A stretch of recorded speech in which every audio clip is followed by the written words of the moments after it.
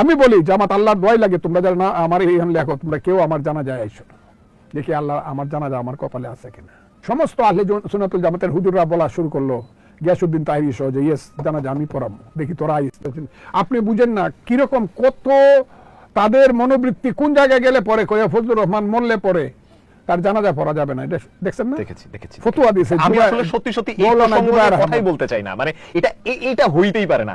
আপনি খেয়াল করছেন আমি অসংখ্য টপিকে জানাজা পড়া যাবে না, কত এগ্রিভ হইলে তারা এই কথাটা বলতে, আমার প্রতি কত বিক্ষুব্ধ হইলে পরে বলতে পারে আমি একজন মুসলমানের সন্তান, আমি আহলে সুন্নাত ওয়াল জামাতের, আমার দাদা আমার বাবা আমরা সেই পরিবারে, সেই ফুরফুরা শরীফ থেকে ধরিয়া আজ পর্যন্ত আমার বাবা সোনাকান্দার মুরিদ। হ্যাঁ, আমরা আহলে সুন্নাতুল জামাতের বিষয়ে আমরা মনে করি যে no Mohammad no Islam, where there is no Muhammad there is no Islam। এরা বলে ইসলাম মোহাম্মদ তাদের বড় ভাই, ওহাবিরা, ওই যে জামাতরা বলে। এবং এরপরে